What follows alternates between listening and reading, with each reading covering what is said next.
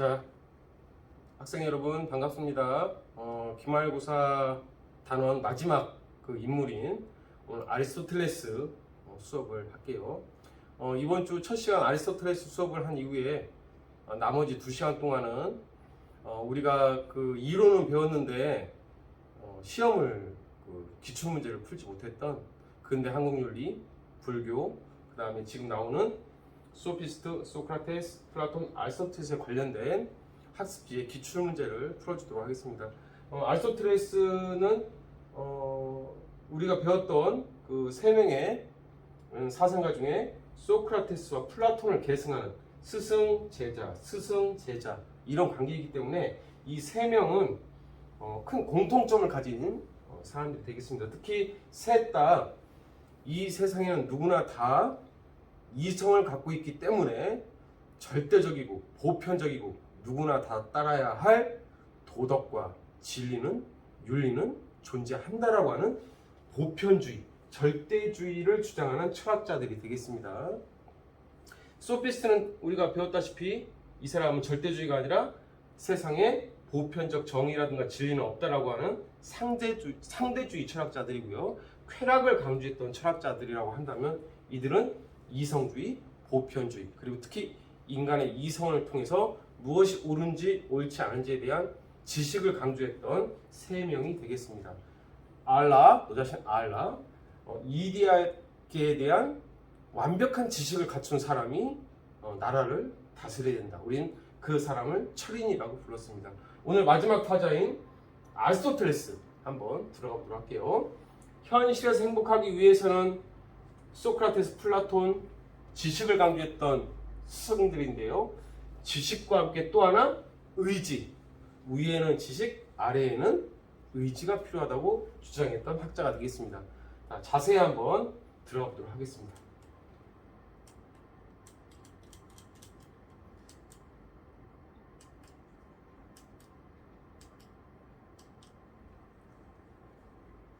자, 아리스토텔레스, 존경하옵는 나의 스승 플라톤님. 플라톤 기억나죠? 현실은 다 가짜야. 내 스승을 죽인, 그죠? 어리석은 다수가 지배하는 이 사회가 정말 나는 참된 세계라고 보지 않아. 진짜 세계는 이데아계에 있어. 자, 스승님, 유일한 세계는요, 현실계 이데아계 분리하지 말고요, 세상 하나밖에 없어요. 바로 눈에 보이는, 이 눈에 보이는 현실만이 진짜 세계랍니다. 현실 세계 속에서 진리를 추구하고 행복을 실현하기 위해 살아야 한다는, 오직 사람은 이 현실 안에서만 행복할 수 있고, 특히 현실 안에 있는 국가 속에서만 우리는 행복과 자아 실현할 수 있다라고 주장하는 철학자 아리스토텔레스가 되겠습니다. 쉬운 말로 아리스토텔레스. 위에 이데아계 또 다른 세계 그런 거 없습니다. 아래 이 현실만이 진짜 세계다. 기억하기 바랍니다. 자, 내가 누구게 아리스토텔레스, 저희가 선생님과 함께 최근에 나를 맞춰봐 그거 하지 않았습니까? 우리 지금 학생들 발표하는 것을 보면서 너무나 감동을 받았어요. 솔직히 우리가 아무리 많은 것을 알고 느끼고 생각하고 있다 할지라도 표현하지 않으면 상대방은 모르거든요. 말을 하고 내 생각이 어떠한지를 표현을 해야만 상대방이 알 수 있는데, 옛날 우리나라 사람들은 침묵이 미덕이다. 아무 말 없이 네 이게 미덕이라고 살았거든요. 하지만 현대 민주주의 사회, 특히 개개인들의 개성이라든가 개개인들의 다양한 생각이 정말 그 꽃밭처럼 막 만발하는 이 시대에서는 자기를 표현하는 것 또한 능력이거든요. 그러니까 여러분들 이번에 발표하는 거 보면서 깜짝 놀랐습니다. 그 발표할 때 친구들이 많이 아리스토텔레스를 선택을 했더라고요. 자, 아리스토텔레스는 마케도니아 사람입니다. 우리가 발칸반도 밑에 그 아테네, 스파르타 이런 도시국가들이 있다면 바로 위에 마케도니아라는 나라가 있습니다. 바로 위에 이 마케도니아의 의사였던 우리 아버지, 그리고 아리스토텔레스는 아주 부유한 환경에서 살았겠죠. 특히 마케도니아의 왕자님인 알렉산더 대왕의 또 가정교사까지 하게 됩니다. 자, 화려한 옷과 멋진 반지를 끼고 머리를 손질하던 아리스토텔레스. 페아르 시대에 내 얼굴이 좀 못생겼나 봐요. 그렇죠? 소크라테스보다는 덜하겠지만 아무튼 대머리에 작은 키에 작은 눈에 작은 키에 다리까지 아주 가늘지 게다가 약간 말도 더듬거리고 말이야. 그래서 외모를 치장하는 그런 게 취미였던 사람이 되겠습니다. 우리를 치면 뭐 머리도 멋있게 하고요. 뭐 장신구 같은 거 이렇게 좀 달기도 하고 주렁주렁 이런 것들 좋아했던 사람입니다. 플라톤과 약간 차이가 좀 있죠.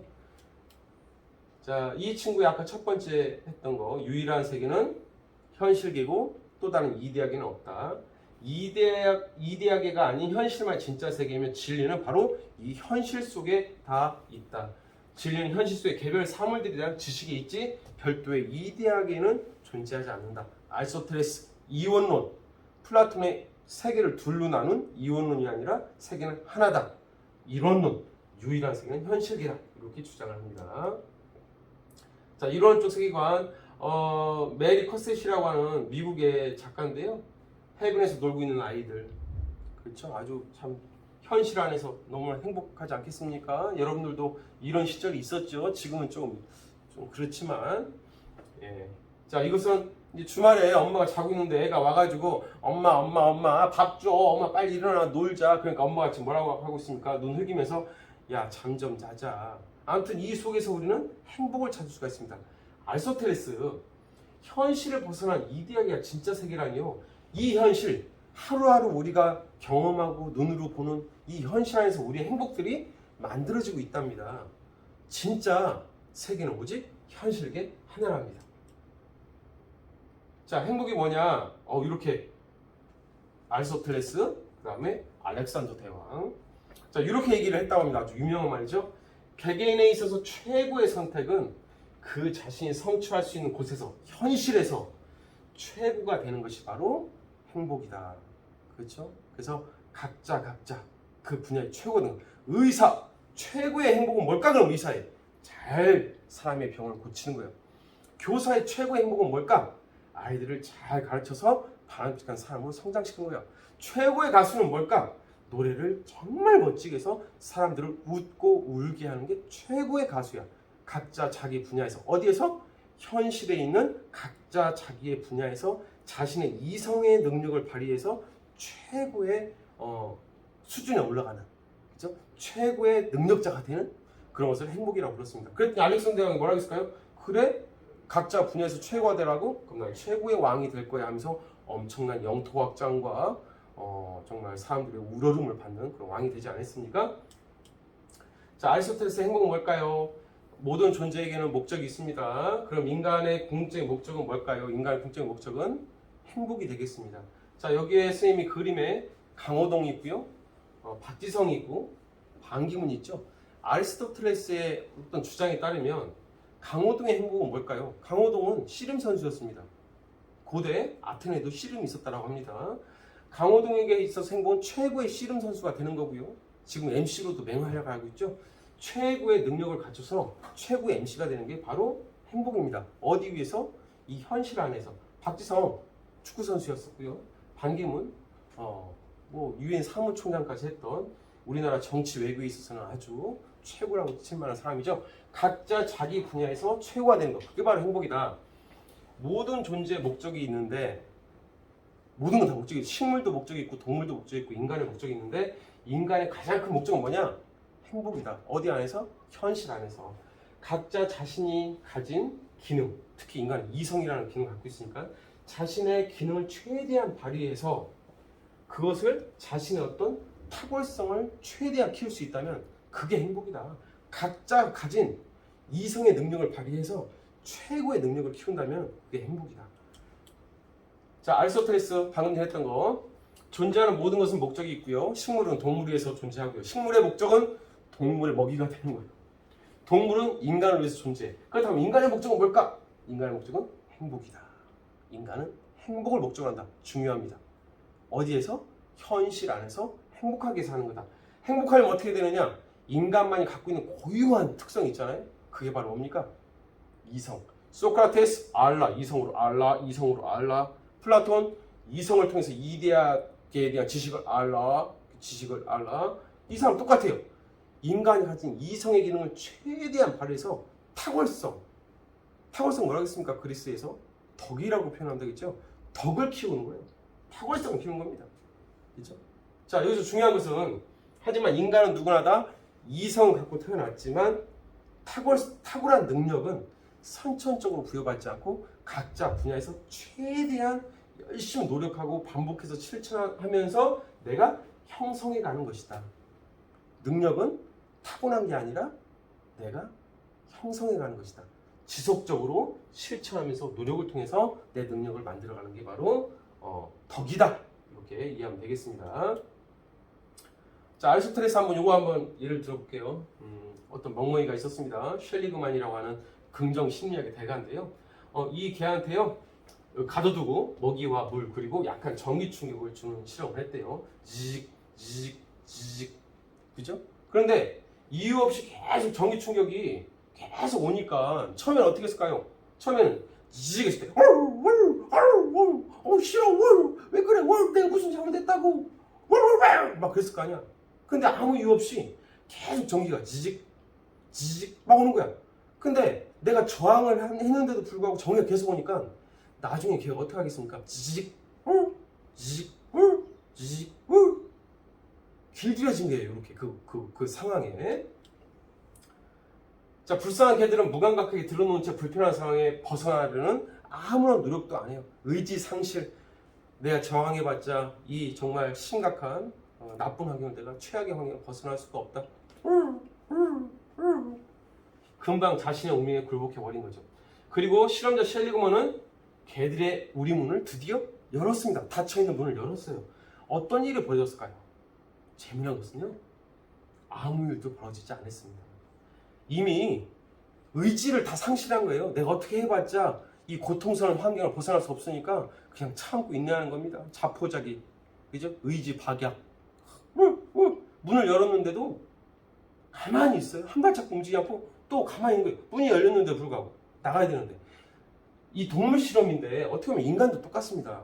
인간에게 가장 큰 무서운 것은요, 내가 살아갈 이유를 상실하는 겁니다. 그렇죠? 내가 왜 공부해야 되는데? 내가 왜 이렇게 돈을 버는데? 내가 왜 친구를 만나는데? 내가 왜 그렇게 열심히 살려고 하는데? 뭔가 이유가 있거든요. 그런 이유가 없어졌을 때 우리는 삶의 의지를 상실합니다. 의지를 상실했을 때 어떻게 될까요? 삶의 이유를 모르는 채 우리는 무기력에 빠집니다. 그리고 우울증에 걸린다거나 아니면 심각한 정신적인 질환에 빠지게 되겠죠. 자, 이것도 한번 볼까요? 뭐 비슷한 건데, 꼬맹이 코끼리 어렸을 때 이 말뚝에다가 쇠사슬로 했어요. 근데 어렸을 때 어떻게 했을까요? 아무리 꼬맹이 베이비 엘리펀트가 해도 뽑히질 않는 거예요. 근데 재밌는 것은 코끼리가 덩치가 엄청 커졌잖아요. 그러면 어른이 된 코끼리는 어떻게 할까요? 힘만 살짝 팍 줘도 말뚝이 뽑히잖아요. 그런데 10년이 지나 덩치도 커지고 힘도 세졌는데도 불구하고 이런 생각을 하고 있다는 거예요. 이 말뚝에 붙어서 할 필요가 없었으면 좋겠다. 이거 힘을 세게 줄 필요 그냥 이렇게 계속 있는 거예요. 아유, 어차피 내가 수십 년 동안 여기에 매여 있는데, 그죠? 뭐 어떻게 해봤자 말뚝 풀어지지도 않고 뽑히지도 않고 그냥 그렇게 사는 거예요. 자포자기, 무기력입니다. 무기력. 참 무서운 거죠. 자, 아리스토텔레스는 선생님이 지금까지 이런 얘기를 왜 할까요? 인간이 살아가는데 무엇이 옳고 옳지 않은지에 대한 지식도 중요하지만 인간의 의지 또한 인간의 삶에서 아주 중요하다는 겁니다. 처음에 뭐라고 했습니까? 아리스토텔레스에게 있어서 진짜 중요한 세계는 현실이다. 현실에는 모든 건 목적이 있는데 인간의 목적은 행복이다. 행복하기 위해서는 뭐가 필요하다? 이성을 통해서 자신의 능력을 개발하는 거다. 후천적으로 태어나서.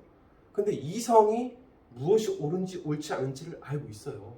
하지만 우리는 무엇이 옳은지 알면서도 나쁜 행동을 자발적으로 할 때가 있어요. 내가 꿈이 있어. 드디어 고등학교 이제 2학년 올라왔는데 드디어 이제 고3이 되기 전에 대학교를 가야 되고 내가 진짜 어떻게 살지에 대해서 진지하게 고민을 해야 될 시기야. 나 진짜 원하는 게 분명히 있거든. 그래서 지금 공부를 해야 돼. 알고 있어요. 근데 공부가 잘 됩니까? 안 되죠. 막 가렵고 막 극적거리고 말이죠. 예? 괜히 어디 하나 막 들썩들썩거리고 싶고 막 음악도 듣고 싶고 말이죠. 스마트폰 게임도 하고 싶고 말이죠. 음악 많은 거 있잖아요. 안 돼요. 이 시기가 얼마나 중요한지 내 꿈을 위해서 우리는 준비를 해야 되고 노력을 해야 되잖아요. 그걸 아는데도 안 돼요. 그러니까 이성이 아무리 많은 지식을 가지고 있다 할지라도 그것이 의지로, 강한 의지로 실천하지 않는다면 아무 소용이 없다는 거죠. 여기서 바로 아리스토텔레스, 위에는 지식, 아래에는 의지가 필요하다. 의지가. 우리는 담배가 나쁘다는 걸 알고 있으면서도 그 나쁜 행동을 자발적으로 하고 있어요. 왜? 알면서도 의지가 부족하니까, 의지가 박약하니까. 공부를 해야 되는 걸 알고 있어요. 근데 안 돼요. 왜? 의지가 박약하니까. 아리스토텔레스, 위에는 지식, 아래에는 의지. 바로 이 문제입니다. 아까 했던 덕, 탁월성 했지? 덕이라는 것은 탁월한 능력은 후천적으로 만들어집니다. 만들어져요. 근데 지속적인 노력과 실천을 통해서 우리가 만들어가는 거다. 자, 이 친구 두 가지의 능력을 얘기합니다. 지금까지 아리스토텔레스 전에 플라톤과 소크라테스는 지식만 있으면 돼요. 지식이 있으면 인간은 반드시 옳은 행동을 해. 지식이 있으면. 근데 이 친구는 하나 더 아까 뭐랬죠? 의지적인 면이 필요하다고 했잖아요. 지식, 의지. 그래서 인간의 덕, 능력 또한 두 가지가 있다고 합니다. 인간이 키워야 돼. 행복하기 위해서는 두 가지가 필요하다. 첫 번째, 지적인 덕, 지적인 능력. 지식이에요. 똑같은 말이에요. 지적인 덕, 지적인 능력, 지적인 덕. 그럼 지적인 덕은 소크라테스, 플라톤, 아리스토텔레스 셋 다 공통점이에요. 근데 지적인 덕, 지식은 태어날 때부터 우리는 완전히 갖추고 태어날까요? 아니지. 후천적으로 열심히 공부하고 학습하고 교육을 통해서 만들어진다. 이 지식, 이성을 통해서 여기 들어오는 학습이 되는 지식은 무엇을 통해서? 교육을 통해서 만들어지는 것이다. 형성된다. 자, 우리 머릿속으로 이성으로 우리가 지혜가 두 가지가 있는데요. 철학적 지혜라는 게 있습니다. 철학적 지혜는 이제 무슨 철학에 관련된 지혜겠죠. 이 세상은 정말 어디로부터 시작되었을까? 옛날로 치면 이게 과학적 지혜와도 비슷하다고 할 수 있겠죠. 이런 지혜가 있고. 자, 실천적 지혜라는 것도 있겠죠. 어떤 행동이 옳으냐, 옳지 않으냐를 판단하는 지식이죠. 거짓말을 해야 될까? 해서는 안 될까? 이 상황에서 나는 어떻게 행동해야 될까? 무엇이 옳을까? 실천입니다. 우리는 여기서 철학적 지혜는 공부할 필요가 없고요. 우리는 교육을 통해서 실천적 지혜를 쌓아야 된다. 무엇이 옳은지 옳지 않은지를 알아야 실천하니까. 그럼 무엇이 옳은지 옳지 않은지를 지식을 이 친구 뭐라고 했냐면 중용이라고 했습니다. 중용. 야, 이 상황에서 내가 어떻게 행동하는 게 올바른 행동이지? 이 상황에 어떻게 해야 내가 적절하게 행동하는 거지? 알고 있어야 되잖아요. 그죠? 수업 시간 다 조용히 하고 있는데 나도 그럼 이 상황에서 조용히 하는 게 적절한 행동이지? 이 상황에서 적절하게 행동하는 걸 이 친구 뭐라고 했냐? 중용이라고 했거든요. 그래서 무엇이 옳은지, 이 상황에서 내가 어떻게 행동하는지 옳은지 지식, 알미 있어야 되잖아요. 중용이 뭔지에 대한 첫 번째 지식이 필요하다. 이 상황에서 내가 어떻게 행동하는 것이 적절한 것인지 이것을 아는 중용이 필요하다. 아는 거죠. 근데 자, 지적인 덕 됐죠? 책을 읽고 교육을 받으면서 우리는 무엇이 옳은지 옳지 않은지를 알게 됩니다. 특히 우리는 다른 말로 그걸 실천적 지혜라고 합니다. 무엇이 옳은지 옳지 않은지를 판단하는 이 지식이 있어야 돼요. 지식. 자, 철학적 지혜는 잠시 잊어버리세요. 실천적 지혜가 필요하고요. 여기서 중요한 지식의 개념은 바로 뭐다? 이 상황에서 무엇이 적절한지, 적절한 행동인지 중용을 알아야 됩니다. 중용을. 근데 이제 알게 됐어. 자, 막 불의를 봤을 때는 가서 저항하는 게 중용이요. 그게 그 상황이 적절한 거죠. 그죠? 미친 개가 쫓아오면 어떡합니까? 도망가는 게 중용이요. 미친 개가 왔는데 용기하고 덤볐다가는 큰일 납니다. 그죠? 난리 나겠죠? 그죠? 자, 결혼식에 가면은 박수 쳐주고 웃어주는 게 중용입니다. 장례식장에 가서는 그 헤어짐의 이별의 슬픔을 같이 나눠주는 게 중용입니다. 이런 것들을 우리가 알고 그 다음에 어떻게 될까요? 이것을 실천해야 됩니다. 이걸 실천을 해야 돼요. 자, 두 번째 그래서 필요한 게 바로 뭐냐? 지식이 있고 또 하나의 필요한 것은 품성. 내 몸에 이제 있는 그대로 쌓이는 거죠. 좋은 품성, 좋은 덕성이라고 하는 또 다른 능력이 필요하다. 지성, 덕성, 지적인 능력, 품성, 좋은 품성, 인간성, 인성 이것도 필요하다. 근데 지식이야 이제 교육을 통해서 만들어지지만 그럼 좋은 사람, 좋은 품성을 갖기 위해서는 어떻게 해야 될까? 옳은 행동을 아까 중용이 먼저 확인했죠? 그 옳은 행동, 중용을 계속 반복해서 실천하는 거죠. 자, 이 상황에서는 내가 이렇게 해야지. 그래, 하지 말자. 야, 잠자지 말자. 계속 반복하다 보면 그 상황에 딱 처했을 때 나는 잠을 안 자겠죠. 그렇죠? 예. 그리고 어떤 뭐 담배를 피는 게 나쁘다는 걸 알았어요. 옳지 않은 행동을 알았어요. 지식을. 그러면 그 다음에 뭐가 필요하다? 자, 그래, 담배를 피지 말자. 이렇게 계속 반복하다 보면은 드디어 담배를 안 피게 된다는 거예요. 그렇죠? 자, 어떤 사람이 야, 아버지가 왔으면 인사해야지. 그게 옳은 행동이야. 응, 어른이 왔을 때 인사해야 돼. 복도에서 선생님 만나면 인사해야 돼. 그게 옳은 행동이야. 알고 있어요. 그럼 또 어떻게 될까요? 그럼 반복해야 됩니다. 그렇죠? 왜 인간 의지가 나약하니까 인사 안 해. 짜증 나 오늘 안 할 거야. 이런 게 아니라 안녕하세요. 반복하다 보면은 나중에 그게 그냥 좋은 품성으로 딱 스며들어 가지고 그냥 누가 오더라도 안녕하세요. 당연히 이렇게 좋은 사람이 되는 거죠. 그래서 먼저 첫 번째 지적인 능력은 교육을 통해서 만들어지고 그럼 좋은 품성적인 건 어떻게 만들어진다? 그 옳은 행동을 상황에 딱딱 맞는 옳은 행동을 계속 반복해서 하지 말자 하자 안녕하세요 이렇게 반복하다 보면 나 자체가 좋은 품성을 갖춘 사람이 된다는 거예요. 반복과 습관화, 몸에 배이도록 계속 반복하라는 거죠. 반복과 습관화를 통해서 우리는 좋은 품성적인 덕을 갖출 수가 있다. 품성적인 덕을 다른 말로는 도덕적인 덕이라고도 합니다. 품성, 도덕성. 자, 그러면은 됐죠? 아리스토텔레스 이제 95% 다 끝난 겁니다. 아리스토텔레스는 뭐만 기억해라? 인간에게는 두 가지가 필요한데 인간은 지식과 함께 강한 실천 의지가 필요하다. 왜? 인간 나약하니까. 무엇이 옳은 줄 알면서도 안 하잖아요. 그렇죠? 그래서 뭐가 필요하다? 지식과 함께 의지적인 면이 필요한데 이것을 우리가 덕이라는 것을 이제 정리를 해보면 첫 번째, 교육을 통해서 우리는 지적인 덕, 무엇이 옳은지 옳지 않은지에 대한 덕을 계속 쌓아야 되고요. 이 상황에서 내가 무엇을 해야 되는지에 대한 덕을 쌓고요. 그 다음 그것을 지식을 계속 반복해서 몸에 배이도록 습관이 되도록 계속 반복하다 보면 나중에 나 자신의 좋은 품성이 형성되어 있다. 지식적인 덕, 품성적인 덕. 지식적인 부분, 강한 실천 의지를 통해서 만들어진 품성적인 부분. 위, 아래. 지식, 의지. 지적인 덕, 품성적인 덕. 교육을 통해서 지식을 쌓아라. 옳은 행동을 반복해서 좋은 품성을 쌓아라. 이렇게 이해하면 되겠습니다. 그럼 둘 중에 뭐가 먼저일까요? 순서로 따지면 반드시 지식이 있은 다음에 우리는 반복하고 습관하잖아요. 그래 하지 말자 이렇게 하잖아요. 그래서 지적인 덕, 실천적인 지혜, 지식을 갖고 있어야 우리는 옳은 행동을 반복하게 되고 품성적인 덕을 갖추게 된다. 그래서 어떤 행동이 상황에 적절한 행동인지 중용인지에 대한 지혜를 먼저 있어야 실천적 지혜, 지식이 먼저 갖추어진 다음에야 이를 반복해서 습관한 품성적 덕이 형성될 수 있다. 그렇죠? 그래서 지적인 덕이 없는 상태에서 품성적인 덕은 형성되지 않아요. 무엇이 옳은지 모르는 상태에서 뭘 반복합니까? 그렇죠? 지적인 덕이 먼저 있은 다음에 품성적인 덕이 만들어진다.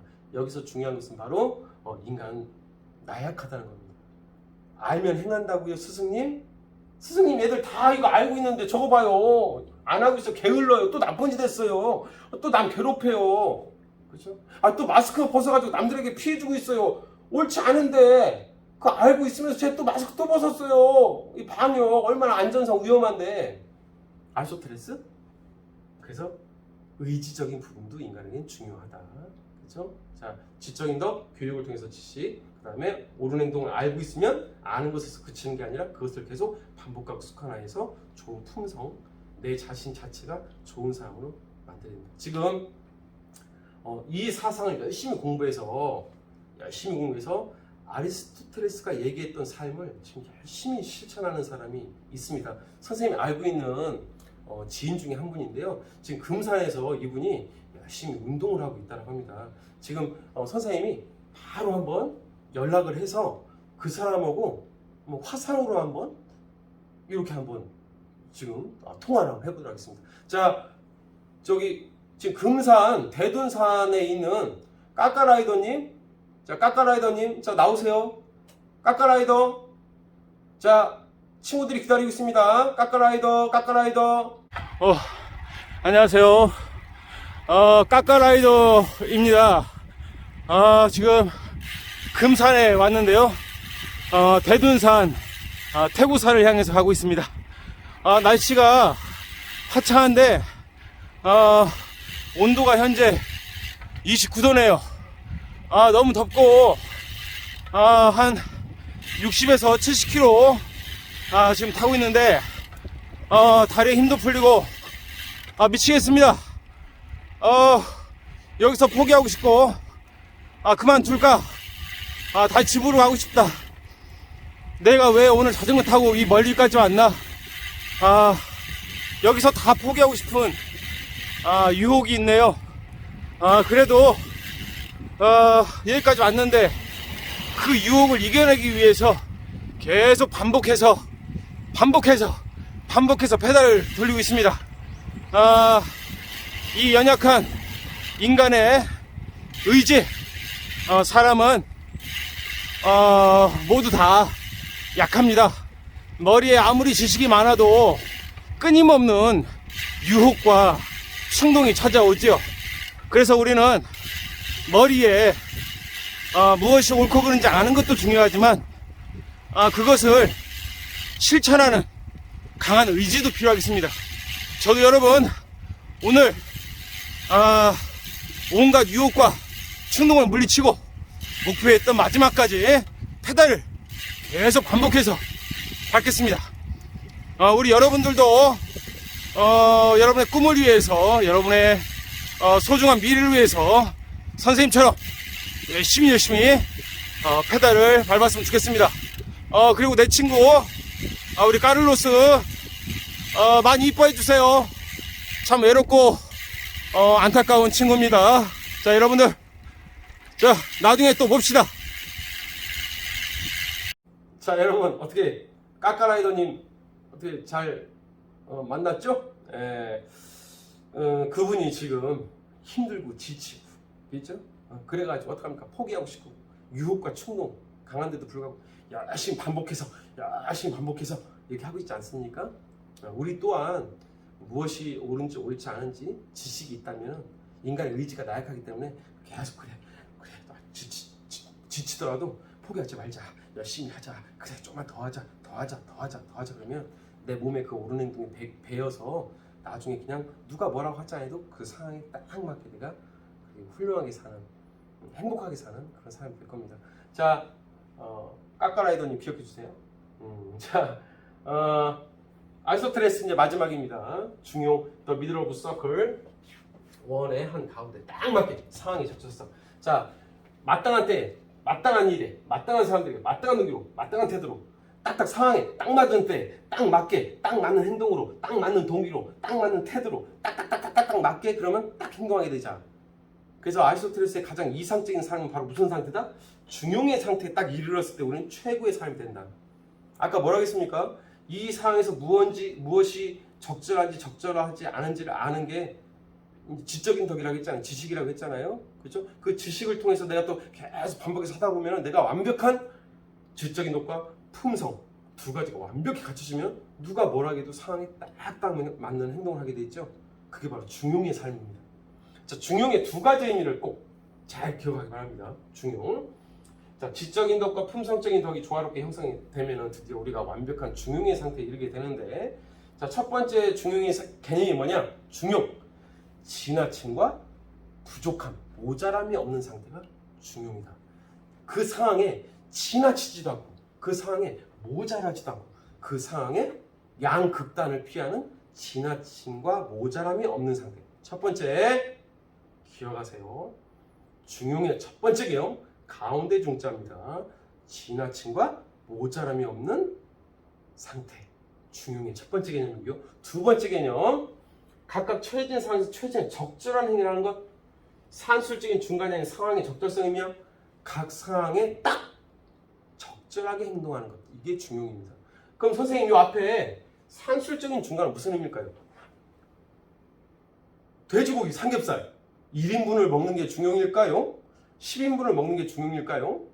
아니야. 1은 부족하고 모자르고 10은 지나치니까 5인분이 중용이야. 이게 중용이 아닙니다. 그쵸? 5인분이 중용이 아니에요. 여기서 얘기하는 중용은 1과 10 사이의 5 이게 아닙니다. 아까 선생님 얘기했듯이 배고픈 사람의 중용은 뭘까요? 상황이 딱 적절한 것은?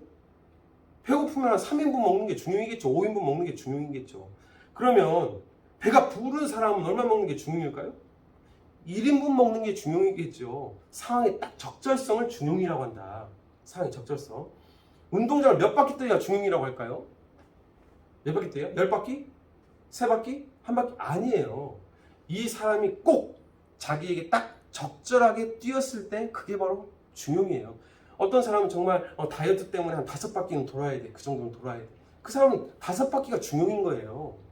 그렇죠? 근데 어떤 사람은 내가 너무 땀을 흘리면 안 돼. 지금 몸도 너무 좀 이렇게 좀 가냘프고 그래서 난 1바퀴면 충분할 것 같아. 그럼 그 사람은 1바퀴가 중용인 거예요. 상황의 적절성을 의미한다. 자, 중용. 다시 한번 정리할게요. 중용에 2가지 의미가 있다. 첫 번째, 지나침과 모자람이 없는 상태. 중요합니다. 두 번째 중요합니다. 각 상황에 딱 적절한 상태. 각 상황의 적절성. 요것을 중용이라고 한다. 중용의 2가지 의미는 어쩜 똑같은 의미이지만은 각각 개념 2가지를 반드시 기억하기 바랍니다. 자, 그러면 여러분들 퀴즈 하나 낼게요. 이 세상 모든 행동에 중용이 있을까요? 없을까요? 중용이 적용되지 않는 예외적인 상황도 있습니다. 바로 뭘까요? 좀 비유하기가 그런데 도둑질의 중용은 뭘까요? 10,000원을 훔치면 너 너무 좀 모자르게 훔쳤다. 10만 원 훔치면 너무 지나치게 훔쳤다. 그럼 도둑질의 중용은 뭐야? 5만 원만 훔치면 돼. 학교 폭력을 했어요. 어떤 10대를 때렸어요. 어떤 1대를 때렸어요. 야, 니들 학교 폭력은 지나침과 모자람이 없는 중용의 상태로 학교 폭력을 해야 돼. 5대가 적절하잖아. 5대를 때렸어야지. 이런 게 아닙니다. 그래서 기본적으로 살인, 거짓말, 폭력 그 자체로 나쁜 행동에는 중용이 없어요. 뭐 무서운 얘기 한번 할까요? 어떤 사람이 칼을 1번 찔렀더니 칼을 3번 찔렀더니 너는 너무 모자르게 찔렀다. 너는 너무 지나치게 찔렀다. 자, 중용의 상태로 찔러. 이런 게 있을 수가 있겠습니까? 말이 안 되죠. 그 중용은 모든 행동에 적용되는 건 아니고 그 자체로 나쁜 행동에는 중용 그 자체가 없다. 이렇게 이해하면 되겠습니다. 자, 마지막 아리스토텔레스 너무 쉽겠죠? 인간은 정치적 동물이다, 사회적 동물이다. 아리스토텔레스가 쓴 정치학이라는 책에 보면은 이런 구절이 처음에 나옵니다. 인간은 혼자 살 수는 없고요. 인간은 누군가와 함께 살아야 되는 사회적 존재이다, 정치적 존재이다. 그래서 인간은 외롭기 때문에 처음에 가족을 만들었고요. 가족 외롭지 않게, 그죠? 갑자기 선생님도 와이프와 우리 아들이 생각나요. 생각만 해도 참 좋은 사람, 가족 있죠? 인간 혼자 살 수 없습니다. 그리고 가족이 모이다 보니까 가구들이 많이 이렇게 모이겠죠. 마을, 빌리지가 형성됩니다. 또 각각의 마을들이 커지다 보니까 뭐가 만들릴까요? 국가가 만들어지겠죠. 그래서 아리스토텔레스에 따르면 이 세상에서 최고의 공동체, 최고의 어떤 집단이라고 해야 될까요? 최고의 공동체는 국가라고 생각합니다. 반드시 인간은 국가 안에서 사람들과 더불어 살아갈 때 인간은 행복할 수 있다. 현실 속에서 행복하다. 현실 안에 어디? 오직 국가에 우리는 소속되었을 때 행복할 수 있다. 자, 국가 없는 인간은 있을 수 없고요. 행복과 자아실은 반드시 국가 안에서만 가능하다. 국가의 역할은 개인의 발전과 행복을 가능하게 하다. 마지막으로 이거 참고하기 바랍니다. 그러니까 아리스토텔레스의 기본적인 포인트는 2개예요. 하나는 현실 안에서 인간이 행복할 수 있다. 다른 세계 없어. 현실 안에 행복이다. 인간의 목적은 행복이다.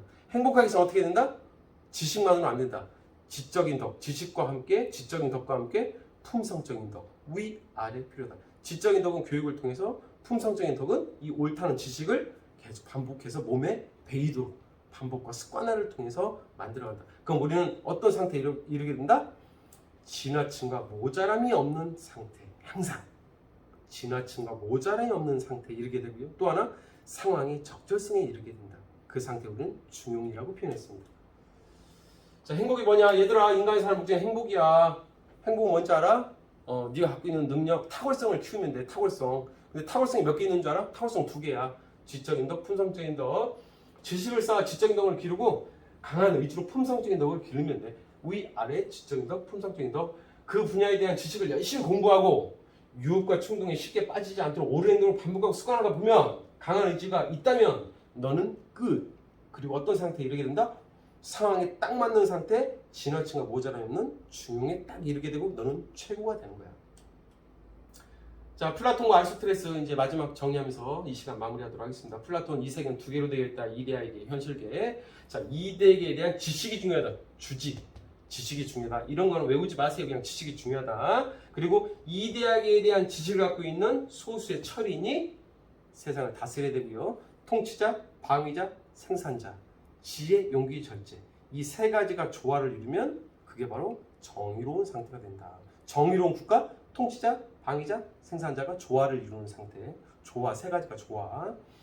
정의로운 인간, 지혜, 용기, 절제가 조화를 이루는 인간.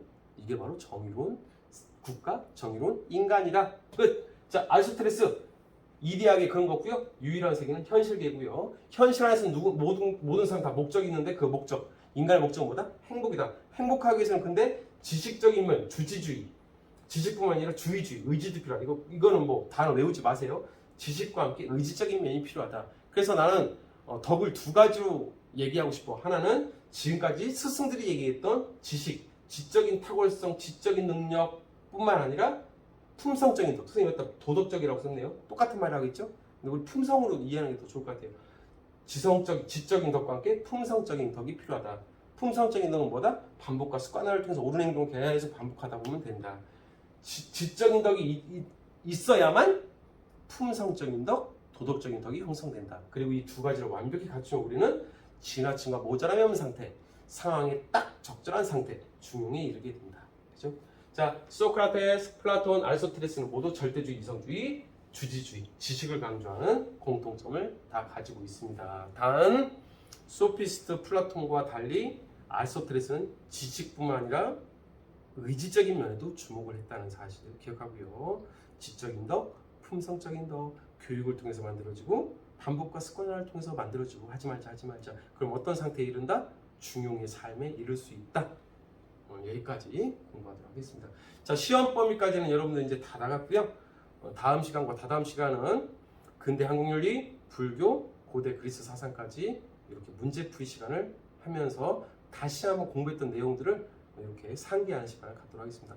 오늘 너무 고생 많으셨습니다.